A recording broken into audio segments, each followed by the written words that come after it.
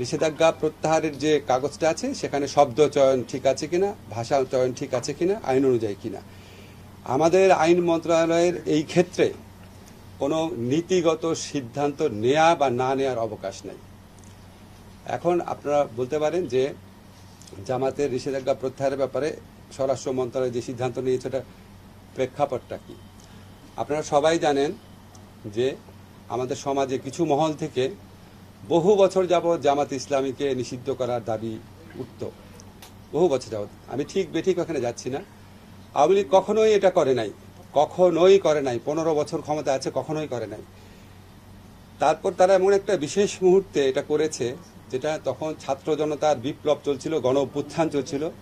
তারা এই ছাত্র জনতার গণ অভ্যুত্থানকে সন্ত্রাসী কর্মকাণ্ড, জামাত, বিএনপি, জঙ্গিদের সন্ত্রাস এইভাবে আখ্যায়িত করে এই আন্দোলনকে নির্মমভাবে দমন করার চেষ্টায় রত ছিল।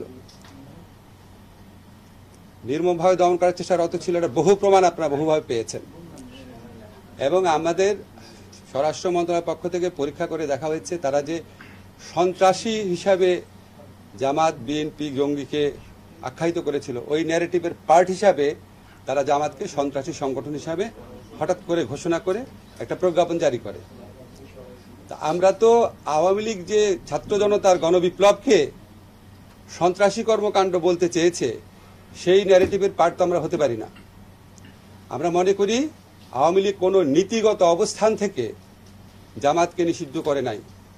আওয়ামী লীগ রাজনৈতিক অপকৌশলের জন্য ছাত্র জনতার বিপ্লবকে নির্মমভাবে দমন করার জন্য এই ইস্যুটাকে এইভাবে ব্যবহার করেছিল। আমরা ছাত্র জনতার গণ অভ্যুত্থানে পরাজিত এবং প্রত্যাখ্যাত একটি দলের অন্যায় ন্যারেটিভের পার্ট হতে পারি না, এটাই হচ্ছে আমাদের বক্তব্য। এবং আমাদের স্বরাষ্ট্র মন্ত্রণালয় থেকে তারা পরীক্ষা নিরীক্ষা করে দেখেছে আওয়ামী লীগের পক্ষ থেকে ছাত্র জনতার গণবিপ্লবকে যেভাবে সন্ত্রাসী কর্মকাণ্ড আখ্যায়িত করা হয়েছিল, জঙ্গি কর্মকাণ্ড আখ্যায়িত করেছিল, এটার পার্ট হিসাবে জামাতকে নিষিদ্ধ করা হয়েছিল।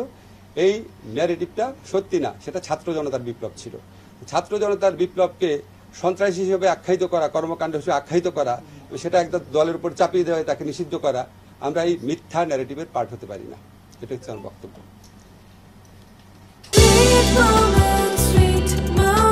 Treat chocolate, treat moment, sweet moment. দেশের কোন মানুষের দাবি ছিল? আপনি বলেন, আপনি তো প্রশ্ন করছেন কোন মানুষের দাবি ছিল। আমি তো বলেছি কিছু মানুষের। হ্যাঁ, কাদের দাবি ছিল? কাদের দাবি ছিল আপনি বলেন, আপনি তো সাংবাদিক, আপনি জানেন কাদের দাবি ছিল। না না না, ওই সময়টা বাদ দিয়ে জামাত ইসলামকে আগে নিষিদ্ধ করার দাবিটা কাদের ছিল? কোন দলের ছিল? আওয়ামী লীগের নিষিদ্ধ করার দাবি ছিল। আওয়ামী লীগ 15 বছর ক্ষমতায় ছিল, করে নাই কেন? তার মানে তো তাদের বদ মতলব ছিল। 15 বছর তারা ক্ষমতায় ছিল, তারা তাদেরই সহযোগী সংগঠন বিভিন্ন মহল থেকে তারা এই ধরনের দাবি তুলেছে। আবার আমরা অতীতে দেখেছি আওয়ামী লীগ জামাতকে সাথে নিয়ে 1986 ইলেকশনে গেছে, 1988 সংসদে একসাথে পদত্যাগ করেছে। একসাথে পদত্যাগ করার পর একসাথে মতিউর রহমান নিজামী, প্রয়াত মতিউর রহমান নিজামী সাহেবের সাথে আওয়ামী লীগের সভানেত্রী সাংবাদিক সম্মেলন করেছেন। বলেছেন উনি শুধু আওয়ামী লীগের লিডার না, উনি সকল বিরোধী দলের নেতা। পরবর্তীকালে জামাত যখন প্রেসিডেন্সিয়াল নির্বাচনে জয়লাভ করার জন্য আওয়ামী লীগের পদপ্রার্থী জামাতের আমির গোলাম আজমের কাছে দোয়া চাওয়ার জন্য গিয়েছেন। 1996 আন্দোলনে জামাতকে নিয়ে অংশ নিয়েছেন।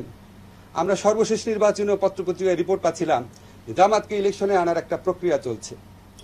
তারপরে যখন আওয়ামী লীগের বিভিন্ন মহল থেকে এই ধরনের দাবি করা হতো এবং আওয়ামী লীগ যখন আবার এই দাবিটা পূরণ না করতো, আমার পার্সোনাল ওপিনিয়ন হচ্ছে এটা আওয়ামী লীগ জামাতকে চাপে রেখে তাদের কথা মতো চলতে বাধ্য করার একটা প্রক্রিয়া হিসেবে নিয়েছিল।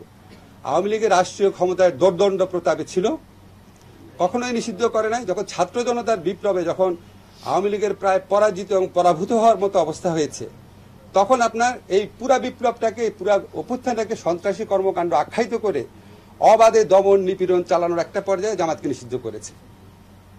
সেটা তো কোনো নীতিগত অবস্থান হতে পারে না।